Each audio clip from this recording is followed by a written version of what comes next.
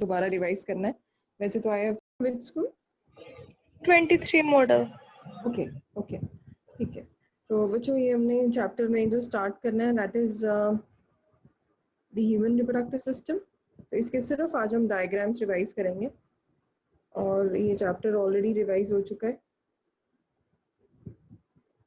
कुछ स्टूडेंट्स की क्वेरी थी, इसमें मेंस्ट्रुअल साइकिल का डायग्राम बहुत बच्चों को नहीं क्लियर है। तो इसमें सबसे पहले जो डायग्राम आता है वो है TS of ovary, LS of ovary, LS of testes. तो टेस्टीज का जो लॉन्गिट्यूडनल सेक्शन है उसमें अगर आप ध्यान दो तो इसमें ये बाहर की लेयर है ट्यूनिका एल्बुजिनिया, और जो अंदर लेयर्स हैं अंदर ये लोब्यूल्स में डिवाइडेड होती है,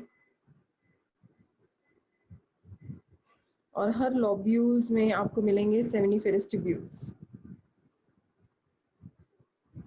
These are all seminiferous tubules.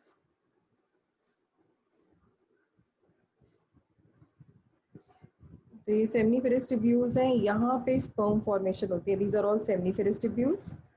ये सबसे इम्पोर्टेंट पार्ट था। और जो मसल्स हैं जो इसको कवर कर रहे हैं, आउटर मोस्ट कवरिंग जो है दैट इज डार्टस। स्पेशल मसल्स हैं जो रेगुलेट करते हैं टेम्परेचर टेस्टीज का। फिर इसके बाद जो टेस्टीज में जो सेमिनिफेरस ट्यूब्यूल्स हैं वो सारी जाके कंबाइन होती हैं और फॉर्म करेंगी रेटिटेस्टीज। They combine to form retetestes. Rete means network.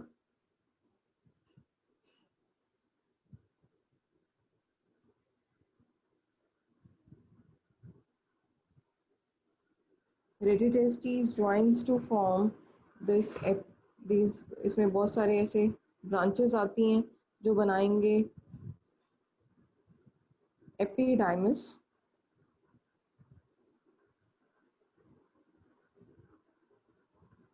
एपिडाइमस के 3 पार्ट्स थे। एपिडिडाइमस,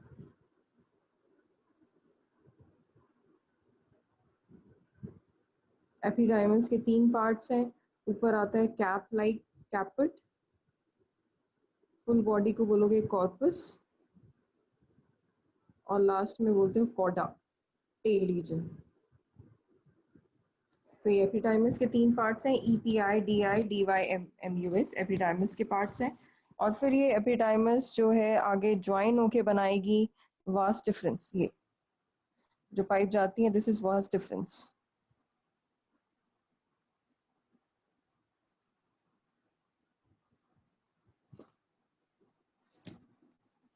और आई थिंक आपको सभी को समझ आ चुका है ये स्ट्रक्चर है टेस्टीज का। और आपकी एनसीईआरटी किताब में दिया हुआ है ये डायग्राम, जहाँ पे human reproductive mail reproductive system है उसी के अंदर ये पार्ट बताया हुआ है, साइड पे सेक्शन है। फिर इसके बाद जो मेल रिप्रोडक्टिव पार्ट है वो भी आप लोगों को याद होगा। स्टार्ट करते हैं टेस्टीज से ही, जो अभी हमने डायग्राम बनाया था। टेस्टीज जो है they are present in a sac like structure which is known as scrotum.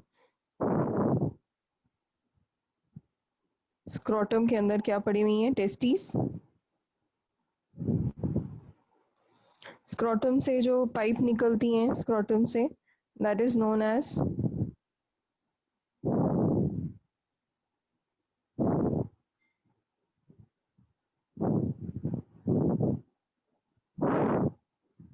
अभी आपने पढ़ा था vas deferens.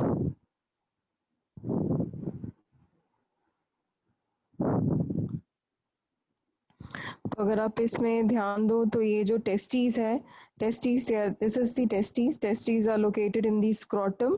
Scrotum is a pouch like structure. Its function is to maintain the temperature 2 to 3 degree less than the body temperature which is optimum for formation of sperms. इसके अंदर आपने diagram, last diagram पढ़ा जिसमें था seminiferous tubules. और फिर ये जो पाइप आपको बताई this is known as vas deferens. Vas deferens की कटिंग अगर हो that is a surgical method, that process is known as vasectomy. Surgical contraceptive method है जिसमें मेल जो है स्पर्म्स तो प्रोड्यूस होंगे लेकिन स्पर्म्स जो है आगे पास नहीं हो पाएंगे। It is a permanent method. फिर इसके बाद ये ज्वाइन करती है जो पाइप डिफरेंट ग्लैंड्स के साथ। तो सबसे पहले आती है सेमिनल वेसिकल, फिर आता है एक प्रोस्टेट ग्लैंड, फिर आती है यूरिनरी ब्लैडर, बहुत बड़ा यूरिनरी ब्लैडर होगा, वो भी इसी में पोर करेगा सिक्रीशन। फिर उसके बाद लास्ट आता है बल्बो यूरिथ्रल ग्लैंड, ये कॉपर्स ग्लैंड। ये है seminal vesicle,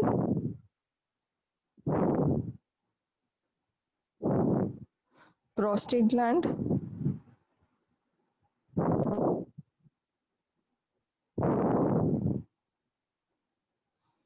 this is urinary bladder. Urinary bladder stores urine, तो इसी पाइप में यूरिन भी आएगा और बाकी ग्लैंड्स की सिक्रीशन भी आएगी। ये जो ग्लैंड मैंने बताया, this is known as bulbourethral, it is written in your NCERT, bulbourethral gland, also known as Copper's gland.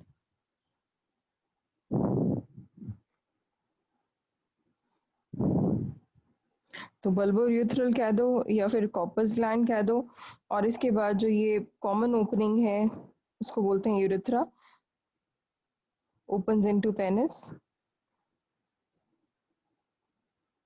और यूरिथ्रा पेनिस के आगे कुछ रीजन होता है, इसको बोलते हैं ग्लैंड्स पेनिस।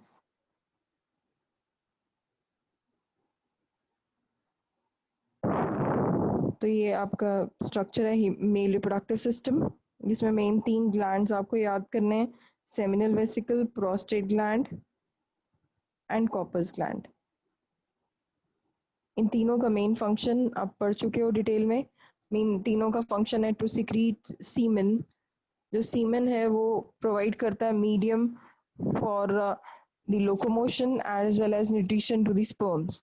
अगर हम सेमिनल वेसिकल की बात करें, सबसे पहले जो हमने ड्रॉ किया है सेमिनल वेसिकल, इसमें जो मीडियम इसकी जो सिक्रीशन है वो आप थोड़ा सा याद कर लो, एल्कलाइन फ्लूइड है जिसमें सिट्रेट और फ्रक्टोज होता है।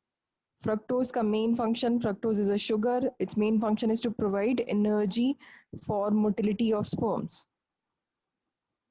और फिर इसके बाद नेक्स्ट आता है प्रोस्टेट ग्लैंड। प्रोस्टेट ग्लैंड देखने में डायग्राम आपको पता चल रहा है, नट शेप, चेस्टनट शेप्ड इसको बोला जाता है। और इसकी सिक्रीशन कैसी होगी, अगर आपको याद हो पीछे मैंने बताया एल्कलाइन येलो फ्लूइड, और इसकी सिक्रीशन जो आएगी that is milky alkaline fluid which contain bicarbonate ions या फिर लिपिड्स।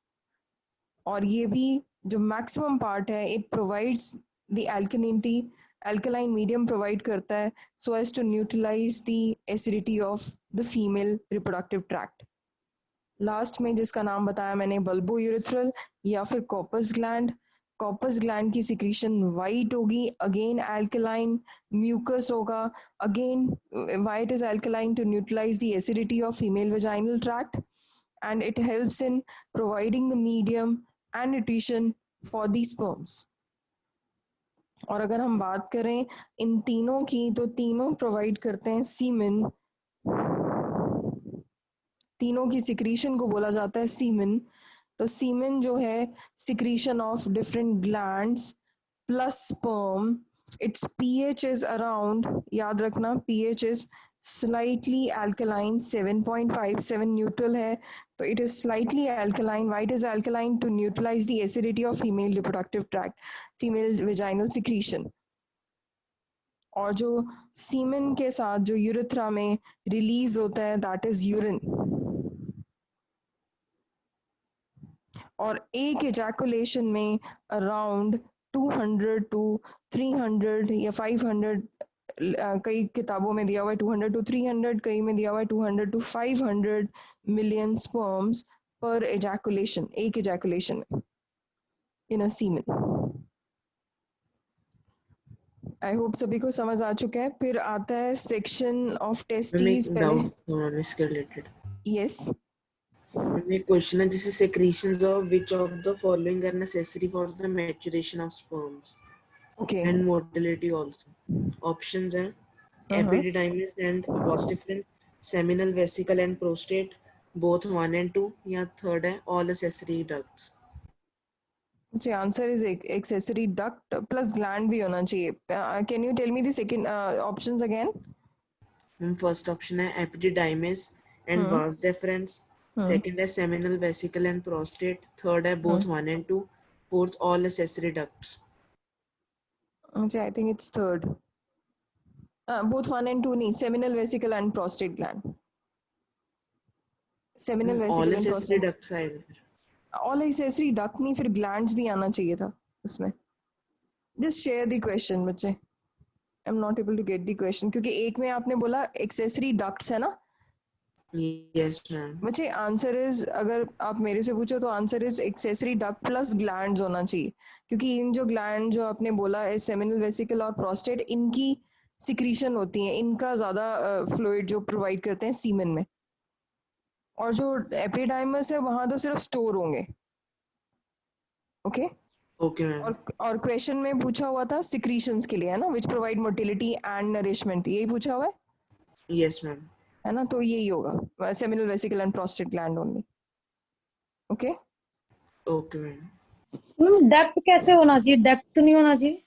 नहीं नहीं, सिक्रीशन ऑफ डक्ट्स, कुछ डक्ट्स भी सिक्रीट करती हैं एक्चुअली. हर डक्ट के बाहर जो म्यूकस लाइनिंग है ना, तो म्यूकस सिक्रीट करती जा रही है, तभी तो आगे मूव कर पा रहा है सीमेन, नहीं तो वो कहीं ना कहीं रुक जाएगा.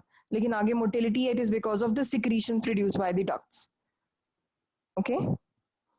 तो इसमें देखो टीएस ऑफ टेस्टिस, तो ट्रांसफर सेक्शन पहले हमने पढ़ा, लॉन्गिट्यूडनल सेक्शन अब हम पढ़ेंगे ट्रांसफर सेक्शन. तो सिर्फ एक छोटा सा पार्ट है जिसमें याद होगा हमने पढ़ा था ये बहुत सारे सेल्स, जो ये बाहर वाली लेयर पहले हम पढ़ चुके हैं, ट्यूनिका एल्बुजिनिया,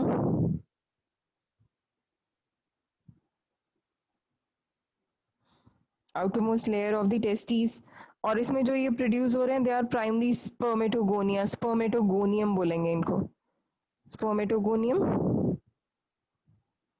स्पर्मेटोगोनियम में आगे स्टेजेस आती रहेंगी, primary, secondary, tertiary, primary, secondary, फिर उसके बाद आते हैं स्पर्मेटेड,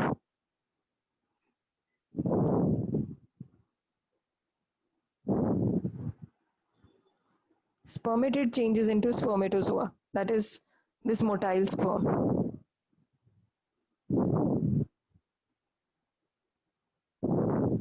और इनको जो नरिशमेंट प्रोवाइड कर रहे हैं वो बीच बीच में सेल्स हैं, इलोंगेटेड सेल्स हैं, सर्टोली सेल्स.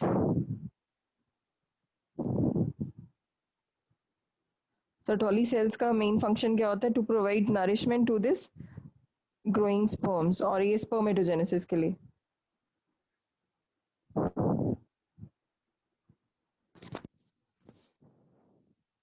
तो ये सिंपल सा डायग्राम है टीएस ऑफ टेस्टिस. तो I think male reproductive system आप लोगों को क्लियर हो चुका है, इजी. मेल के बाद नेक्स्ट आता है फीमेल रिप्रोडक्टिव सिस्टम, तो काफ़ी इजी है, पर आप लोगों को अच्छे से बनाने आना चाहिए. रीज़न इस पे बहुत सारे क्वेश्चंस आते हैं. तो फीमेल रिप्रो में बनाना इजी है, और इसकी लेबलिंग भी अच्छे से लर्न करनी है आपको, क्योंकि आपके एनसीईआरटी में बहुत सुंदर डायग्राम्स बने हुए हैं. अगर आप देखो एनसीईआरटी से डायग्राम्स को रिवाइज करो तो बहुत सुंदर डायग्राम्स बनाए हुए हैं. These are finger-like projections called as fimbriae, ovary. Ovary is connected by this mesovarium. This is ovary. This is fimbriae. This is fallopian tube.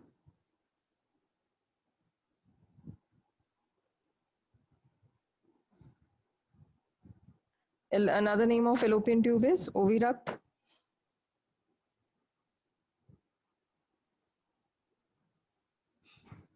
और इसमें से ये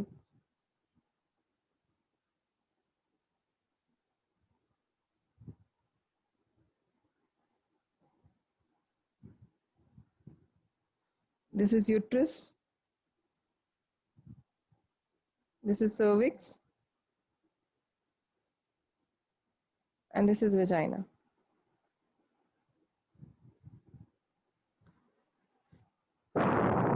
और जो लेयर्स हैं इसके अंदर 3 वॉल्स होती हैं, एंडोमेट्रियम, मायोमेट्रियम, पेरीमेट्रियम. सबसे इनर मोस्ट कौन सी है? Endometrium, which is inner most and the thickest. Endo के बाद आती है मायो, फिर आती है पेरीमेट्रियम, और ये है ओवरी. तो this is the structure for female reproductive tract. और इसमें जो मेन चीज़ें आप लोगों को याद करनी है, oviduct is divided into 3 parts. Oviduct में है, this region is known as ampulla, this region is known as isthmus, and this region is known as infundibulum.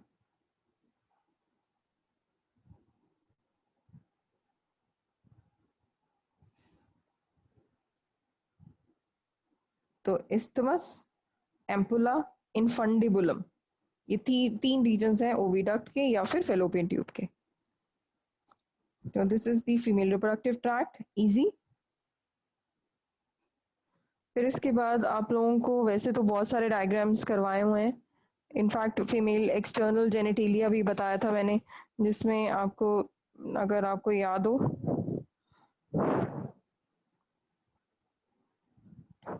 तो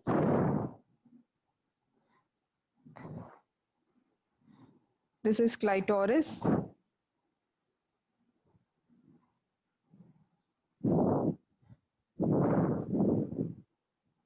this is labia minora,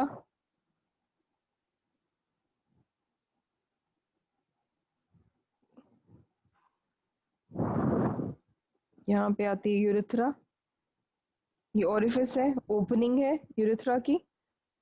यहाँ वेजाइनल ओरिफिस है, vaginal opening है।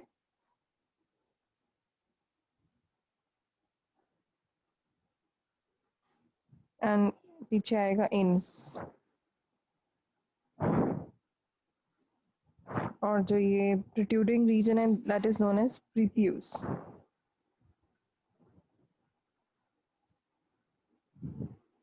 And जो इसके बाहर एक रीजन आता है, दिस इज नोन एज, ये एनस पीछे आएगा, this is known as labia majora, labium majora. तो ये एक्सटर्नल जेनेटिलिया, वुल्वा, ये स्ट्रक्चर है एक्सटर्नल जेनेटिलिया का। ओके,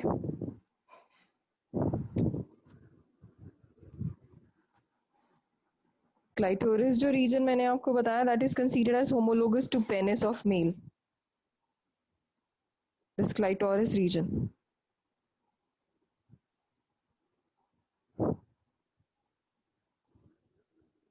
तो फीमेल रिप्रोडक्टिव ट्रैक्ट में आपने अभी फीमेल रिप्रोडक्टिव सिस्टम पढ़ा, एक्सटर्नल जेनेटिलिया पढ़ा।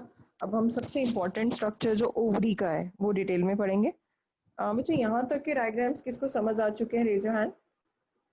जिसको क्लियर हो चुके हैं please raise your hand. Diagrams okay, okay Varun, Ishman, okay Preeti, Vidita, okay Haleem, yes Aadesh, Afiya, Gungun, Harman, Priyanshu, Anu, Samdesh, I am waiting बेटे। Raise your hand fast everyone.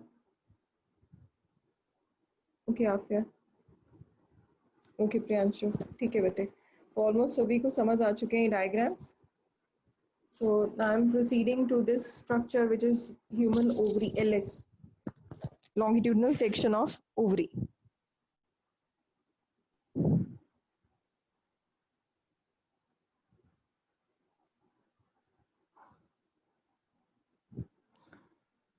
Longitudinal section of human ovary.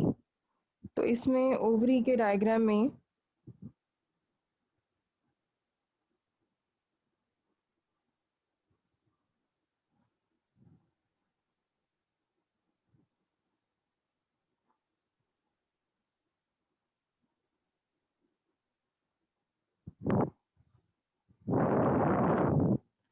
this layer is known as germinal epithelium, जो germ cells को produce करेगी। germ cells होते हैं reproductive cells, तो this is known as germinal epithelium।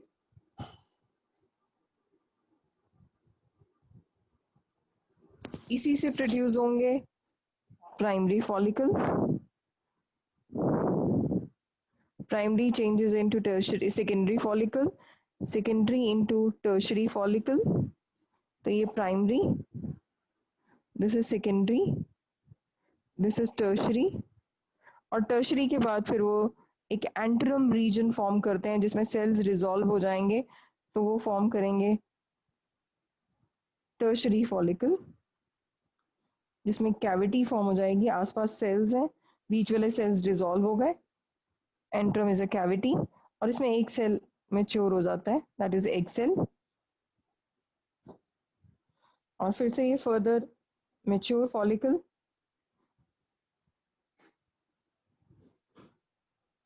Again this is mature Graafian follicle जिसमें एक egg है, बाकी सारी खाली स्पेस है और बाकी सारे आसपास सेल्स ही सेल्स हैं।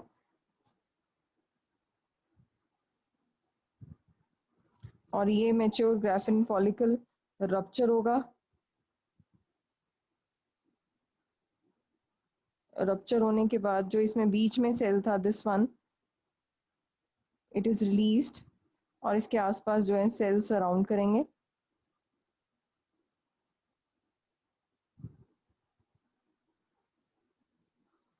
This release of egg from ovary is known as ovulation, तो ओवम रिलीज हो जाएगा, इसके आसपास जो सेल्स हैं they are known as corona radiata, ये जो सेल्स हैं, और फिर इसके बाद जो खाली ग्राफिन फॉलिकल है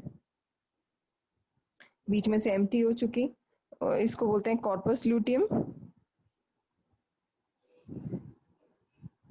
LUTUEM,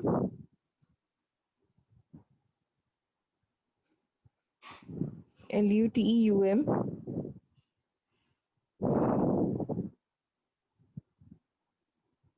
कॉर्पस ल्यूटियम जो है वो चेंज करके बना देती कॉर्पस एल्बिकन, खाली बिल्कुल एम्प्टी अंदर से।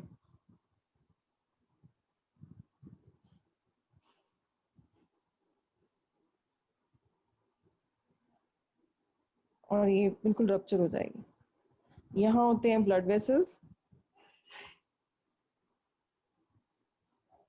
आर्टरीज एंड वेन्स, और बीच वाले पार्ट को बोलते हैं मेडुला, बाहर वाले को बोलते हैं cortex.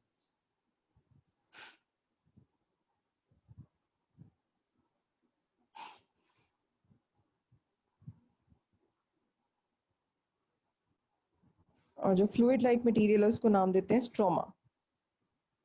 These are all blood vessels.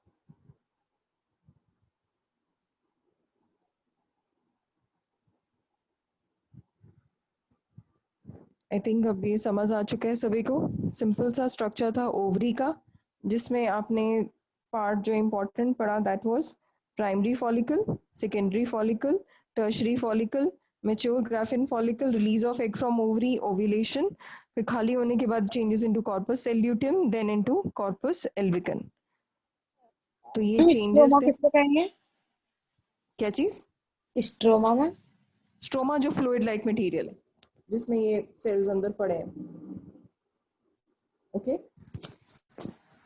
फिर इसके बाद जो आप लोगों को स्ट्रक्चर पढ़ना है that is the memory gland, the structure of memory gland. और जो मेमोरी ग्लैंड का स्ट्रक्चर है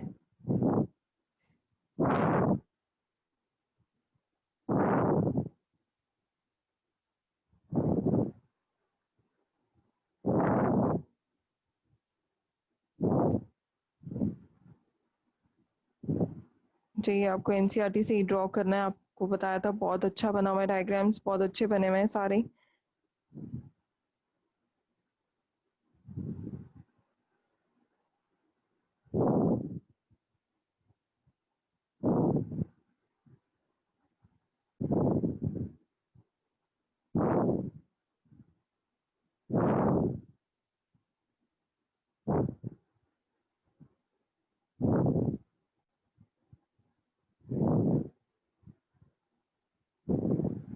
ये सारे जो बनाए जा रहे हैं these are all fat, fat tissues, adipose.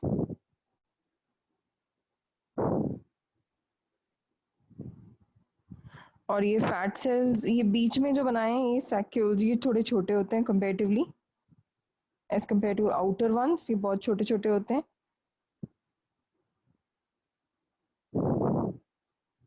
इनको बोलते हैं alveoli. alveoli opens into ducts. Duct मतलब pipe. Mammary alveoli opens into mammary duct. Mammary duct opens into ampulla, and ampulla enters opens into lactiferous duct.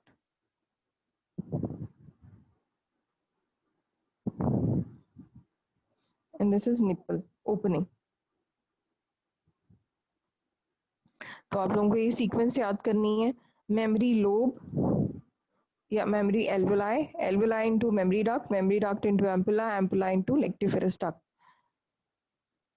और ये जो खाली जगह है यहाँ, इसको बोल देते हैं मेमरी लोब.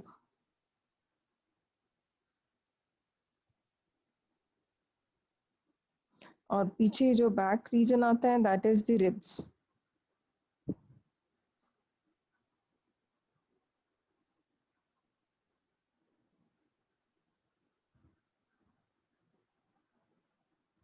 और रिब के साथ अटैच्ड होते हैं रिब मसल्स. पेक्टोरलिस मेजर, जो मसल्स हैं हमारे चेस्ट के, रिब्स के मसल, उनको बोलते हैं पेक्टोरलिस मेजर. तो ये स्ट्रक्चर है, ये आप लोगों को लर्न करना है, स्ट्रक्चर मेमरी ग्लैंड का. फिर सबसे इंपॉर्टेंट पार्ट आता है स्पर्मेटोजेनेसिस एंड oogenesis. तो पहले हम पढ़ेंगे स्पर्मेटोजेनेसिस.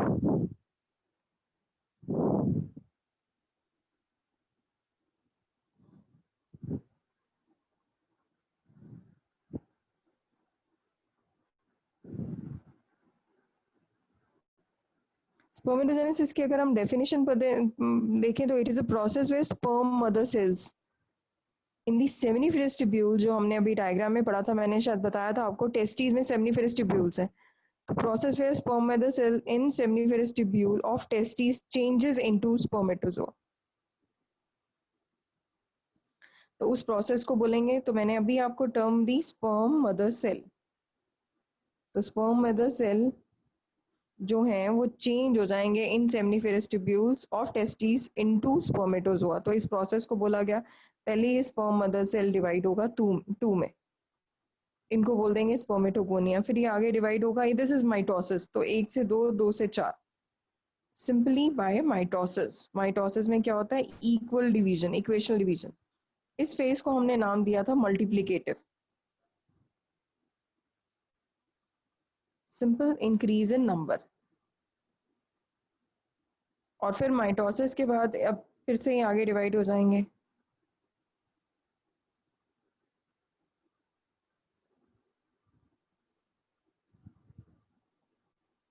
अब इनके बाद ये जो बना है माइटोसिस के बाद, this is known as primary spermatocyte. तो primary spermatocyte, any of these will show will be changed into secondary spermatocyte. ये सारे चेंज होंगे, लेकिन अभी हम एक की बात कर रहे हैं. तो प्राइमरी से क्या चेंज हो जाएंगे? Secondary spermatocyte will the help of process known as meiosis 1.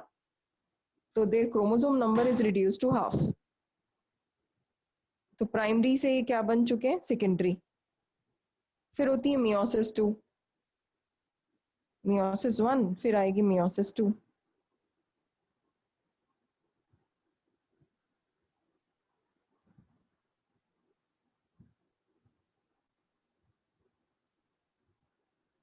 meiosis 2 में ये प्राइमरी से सेकेंडरी बने, सेकेंडरी से ये मैच्योर स्पर्मेटेड.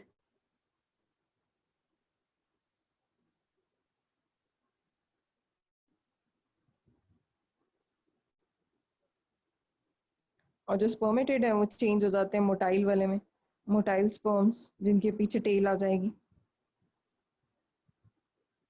इनको आप बोलोगे स्पर्म्स. ये पूरा प्रोसेस है. और इसमें जो meiosis 1 फेज है, that is known as growth phase. और जो लास्ट में ये चेंज हुआ स्पर्मेटेड से spermatozoa, this is known as maturation phase. तो ये 3 हिस्सों में डिवाइडेड है, multiplicative, growth and maturation. Sperm mother cell जो है, जिसको बोला गया प्राइमरी स्पर्मेटोगोनियम, अंडरगोज माइटोसिस, जैसे मल्टीप्लिकेटिव फेज बोला. फिर मियोसिस में आया तो उसको बोला मियोसिस में कोई भी स्पर्मेटोगोनियम जो है प्राइमरी स्पर्मेटोसाइट बनाएगा via meiosis 1, secondary spermatocyte via meiosis 2. फिर स्पर्मेटेड उससे पहले थी ग्रोथ फेज. फिर उसके बाद स्पर्मेटेड से स्पर्मेटोजोआ जब बना या स्पर्म बना, that process is known as maturation phase. और इसी टाइम पे होती है meiosis 2. तो ये आप लोगों को सीक्वेंस याद करनी है फॉर स्पर्मेटोजेनेसिस। अब जो इसमें बना है that is the sperm. Mature sperm का फिर से डायग्राम आप लोगों को अच्छे से पढ़ना है। इसमें रीजन क्या आता है? Head, neck, middle piece and tail. Head region में सबसे पहले आता है एक्रोसोम, फिर आता है मेल गेमीट या मेल न्यूक्लियाई। यहाँ 2 सेंट्रियोल्स आते हैं, प्रॉक्सिमल और डिस्टल। यहाँ माइटोकॉन्ड्रिया बताया था आप लोगों को, which helps in providing energy for the movement. और एंड में टेल में आते हैं टेल फाइबर्स या फिलामेंट जो हेल्प करते हैं मूवमेंट में। तो ये 3 हिस्सों में डिवाइडेड है। Head, neck, middle piece, 4 pieces में डिवाइडेड है, एंड टेल।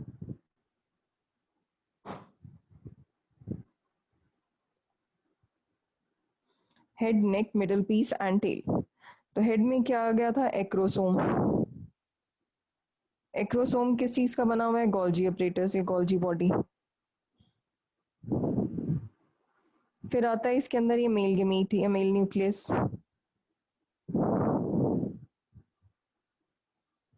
फिर आते हैं सेंट्रियोल्स। सेंट्रियोल्स में इसके पास 2 आते हैं सेंट्रियोल्स, एक आगे वाला आएगा प्रॉक्सिमल, एक डिस्टल।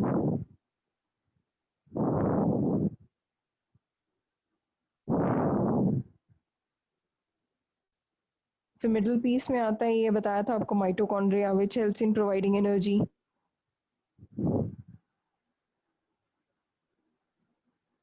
और इसमें है टेल फाइबर्स माइटोकॉन्ड्रिया के साथ, जिसको बोला जाता है ये टेल फाइबर्स या axial filament.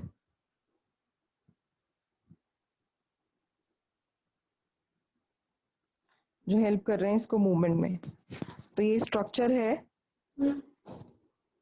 Human male sperm.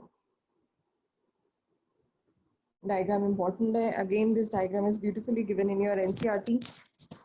Do go through and start with the practice from the diagrams part, क्योंकि आपका इस संडे को डायग्राम्स का टेस्ट होगा. So I will send you the questions. आप लोगों को सिर्फ अपने अपलोड करने हैं. No need to come online during the test. आप लोगों को टाइम लिमिट दिया जाएगा जिसमें आपने अपने डायग्राम्स को सेंड करना है एंड बहुत सुंदर डायग्राम्स बना के भेजना है. फिर इसके बाद पार्ट आता है स्पर्मेटोजेनेसिस के बाद oogenesis. oogenesis भी पहले हम इससे पहले जो ओवरी में हमने पढ़ा था डिफरेंट स्टेजेस, तो पहले हम पढ़ लेते हैं मेंस्ट्रुअल साइकिल. मेंस्ट्रुअल साइकिल में बहुत सारे स्टूडेंट्स की क्वेरी थी कि हमें नहीं चार्ट समझ आया ये क्या, या हार्मोन्स नहीं हमें क्लियर हुए. तो बहुत ध्यान से सुनना. तो इसमें जो डेज दिए हुए नीचे, 0 डे से हो गया, फिर 5th day, 7th day, 8th day, फिर 14th day. Suppose this is the 14th day and up till 28th day या 28 day to 29 day का साइकिल, 28 days. तो नीचे हमारे पास आएंगे डेज और ऊपर हमने लिखना है हार्मोन लेवल. और इससे पहले बीच में आएंगी uterus muscle. Suppose uterus muscle जो है पहले रप्चर होती हैं ड्यूरिंग मेंसेस, तो ब्लड ब्लीडिंग फेज. फिर उसके बाद वो दोबारा डेवलप होनी शुरू हो जाएंगी.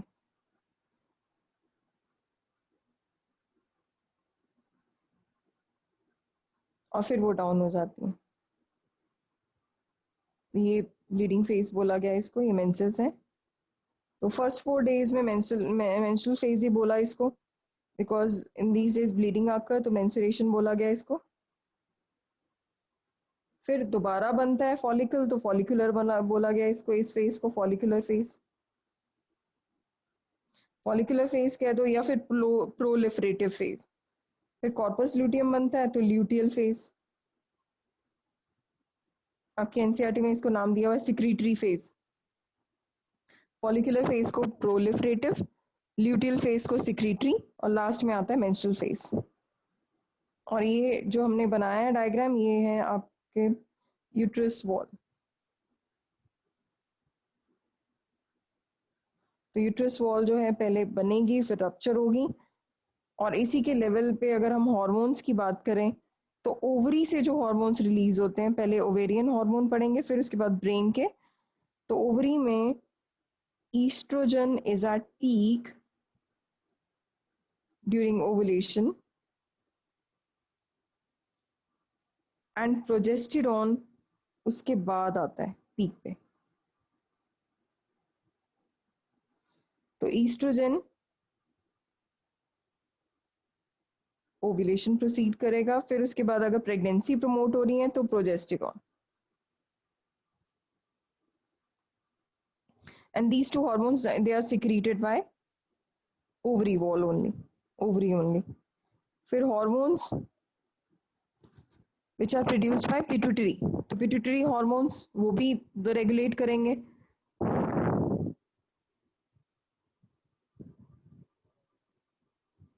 तो अगर हम पिट्यूटरी बात करें, पिट्यूटरी हार्मोन्स की, तो इस टाइम पे जब इनिशियल स्टेजेस मेंस्ट्रुअल साइकिल चल रहा है तब LH और FSH दोनों ही लो पे।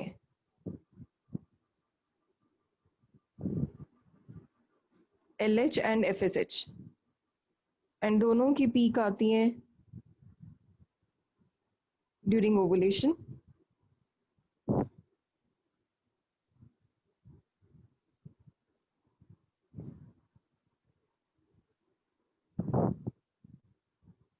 ओवुलेशन का मतलब क्या है? 14th डे, और फिर दोनों डाई डाउन हो जाएंगे।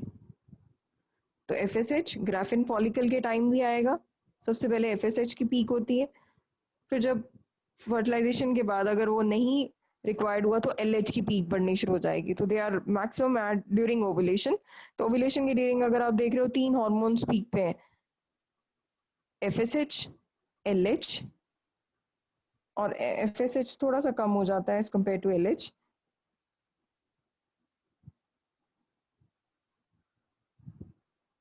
This is LH and this is FSH, जो उसके नीचे था।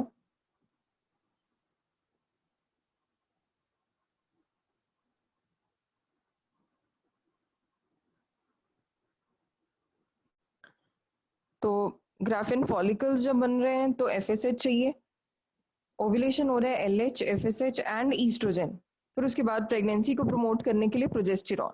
और ये साइकिल्स के 3 स्टेजेस आपको बता दिए, proliferative, secretory and menstrual phase, या फिर follicular, luteal, menstrual phase.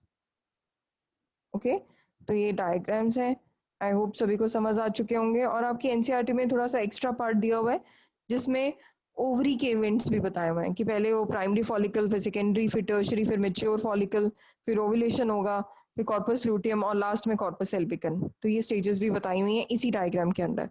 But आप इतना भी बना लोगे तो इम्पोर्टेंट है, क्योंकि आपने तीनों स्टेजेस बता दिए हैं प्लस हार्मोन बता दिए। और फिर उसके बाद आते हैं फर्टिलाइजेशन के डायग्राम्स। तो फर्टिलाइजेशन के डायग्राम्स में आप लोग, सॉरी, पहले इससे हम एक डायग्राम जो आपके एनसीईआरटी में गिवन नहीं है, that is the diagram for ovum, mature ovum दिया हुआ है but that is not completely labelled. तो अब डायग्राम में अगर हम मैच्योर एग जो अभी रिलीज हुआ है तो हम उसमें देखें, उसकी कवरिंग्स थी। सबसे पहले तो उसको जो प्रोटेक्ट करते हैं, जो सेल्स आते हैं, उनको बोलते हैं कोरोना रेडिएटा।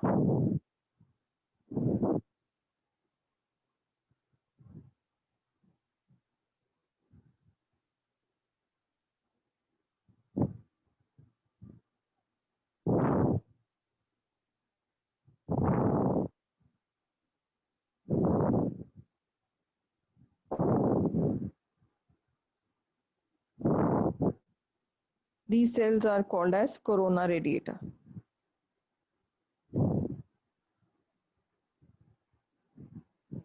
और जो लेयर है इसको बोला जाता है जोना pellucida, zona pellucida.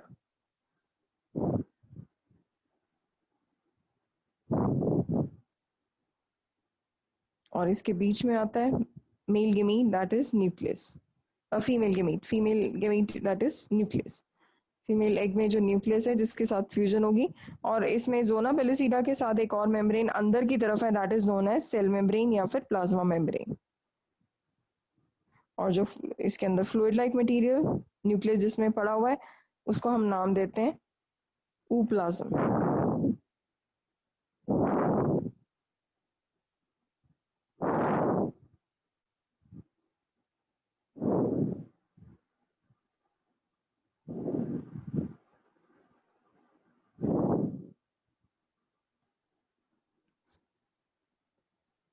This is a structure of ovum.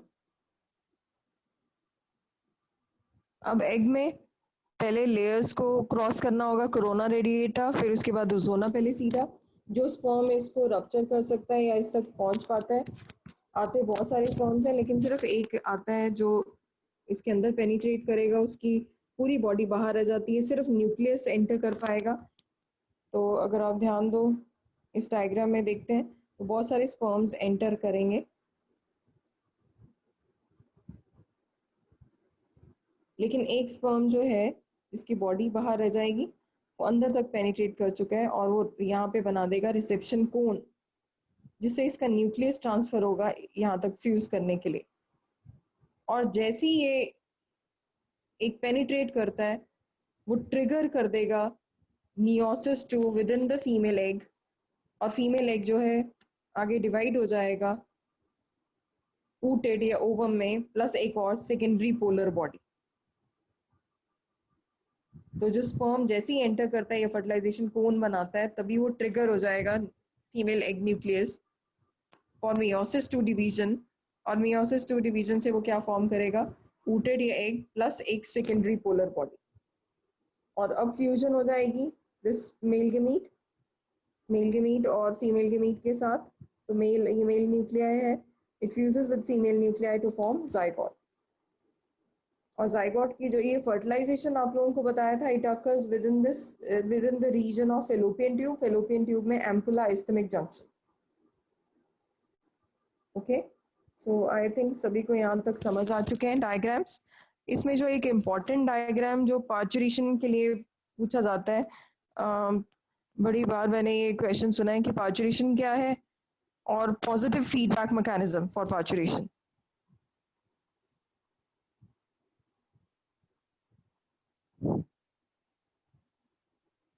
तो positive feedback mechanism for parturition क्या होता है, expulsion of foetus from the uterus. और ये किसके बाद होती है, gestation period is around 270 days या 40 वीक्स. तो process of expulsion of foetus from the uterus is known as parturition. तो पूछा जाता है फीडबैक मैकेनिज्म मतलब कैसे ट्रिगर होता है ये. तो इसके लिए आप लोगों ने सबसे पहले लिखना है hypothalamus. I'll share this question. This answer is very important. ये जो NCERT है I guess. तो हाइपोथैलेमस जो है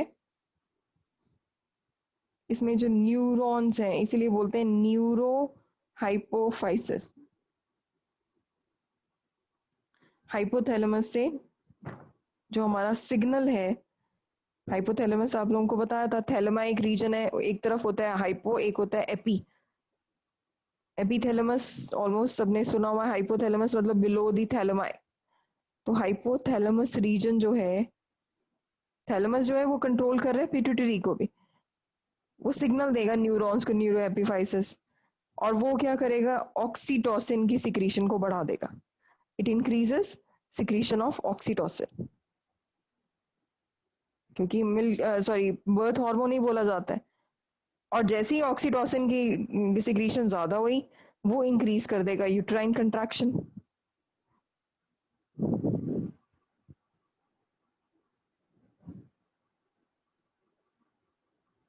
अब जैसे ही यूट्रस की कंट्रैक्शन बढ़ी तो उसके साथ और हार्मोन्स की रेशियो भी बढ़ जाएगी. This increases the ratio of estrogen upon progesterone, क्योंकि प्रेगनेंसी हार्मोन ये ऑलरेडी था. This increases the level of estrogen and progesterone, ये और यूट्रस की कंट्रैक्शन को इंक्रीज कर देंगे. This will lead to dilation of cervix. Cervix के मसल्स डायलेट हो जाएंगे, खुल जाएंगे, जो बिल्कुल प्लग इन हुए थे, बंद हुए थे 9 महीने के लिए, वो प्लग इन हो जाता है रीजन. और ये डायलेट किसकी वजह से हुआ, फीटस के हेड की वजह से. By head of foetus, baby का हेड जो है उसको, जो प्लग को ओपन कर देता है जोर जोर से उसको मार के, by the head of foetus. This helps in the increase in the diameter of birth canal, जिसको बोलते हैं डिस्टेंशन. जो मसल्स टेंस थे, बंद थे, वो खुल जाएंगे, डिस्टेंशन ऑफ बर्थ कैनाल।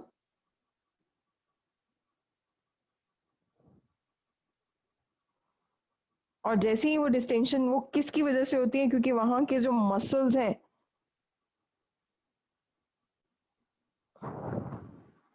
जो वोलेंट्री मसल्स हैं,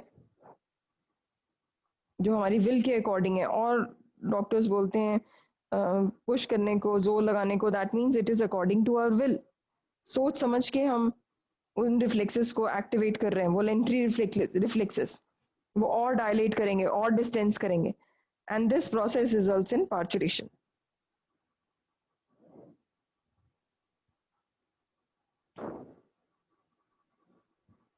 तो ये मैम फीडबैक। डायल्यूशन के बाद वाला फिर बता दो।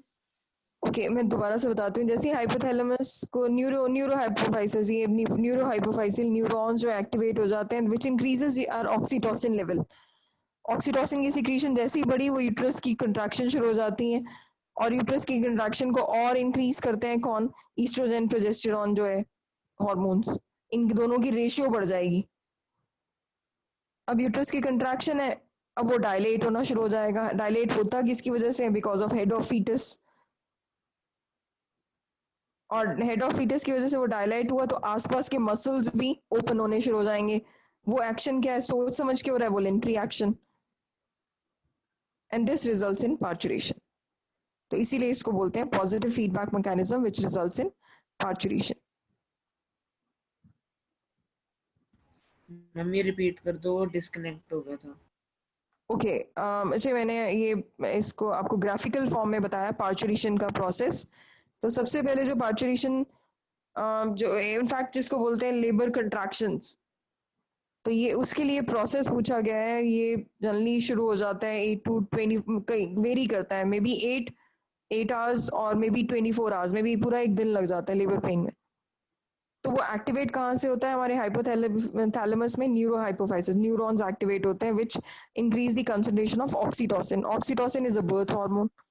This increases the uterine contraction. जो मसल्स हैं यूट्रस के, वो जोर जोर से चलने शुरू हो जाते हैं, बच्चा अनईजी होता है।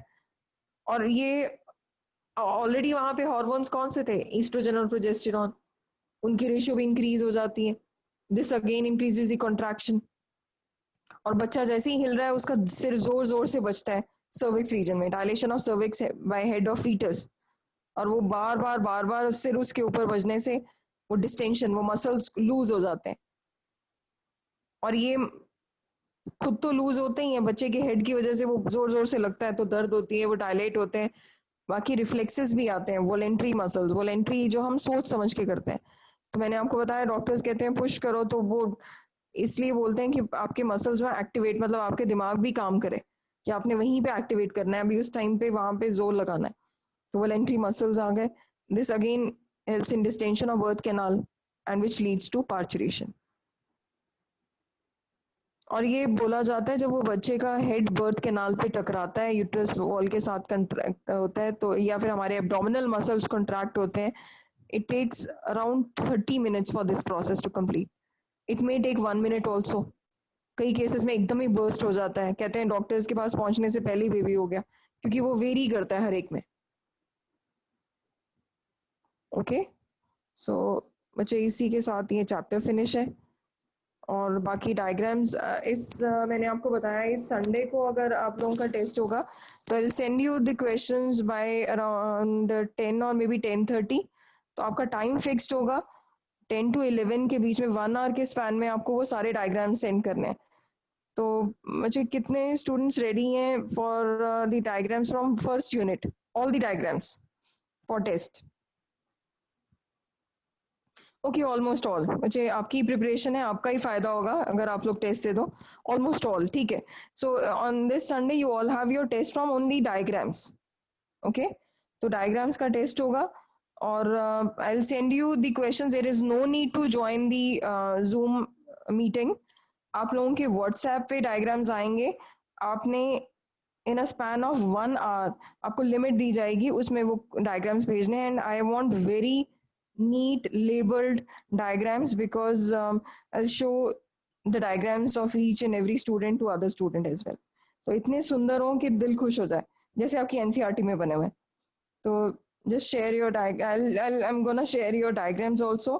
तो इतने सुंदर बनाने हैं क्योंकि अब हमारी तैयारी उस लेवल की है कि अब हम अपने आप को इम्प्रूव करें। तो डे बाय डे आपने अब सबसे इम्पोर्टेंट जिसको डायग्राम्स आते हैं वो बायो में बहुत अच्छे मार्क्स स्कोर कर सकता है, और नहीं आते तो प्रैक्टिस करो। Okay, so on Sunday you all have test from the unit 1, and unit 1 में सिर्फ diagrams, all the 4 chapters. So see you on Sunday bete, and there is no need to join the meeting. I'm repeating again. आपको 10 बजे time limit मिलेगा, आपके WhatsApp पे message आ जाएगा, आपने उसी में क्वेश्चंस करके वहीं पे ग्रुप में भेजना है या इंडिविजुअली भेज देना। Okay, clear? Yes, ma'am. Okay, ठीक है बच्चों। आयुष्मान आपको क्लियर हो गया बेटे? You asked me this question hormones वाला जो। Yes, हाँ ma'am, हो गया। ठीक है बेटे, ठीक है। ओके बच्चों, take care everyone, Thank you, bye bye ma'am. For now. Okay Thank you, ma'am. Okay Thank you, ma'am. Thank you, ma'am. Okay okay बच्चे, बाय बाय।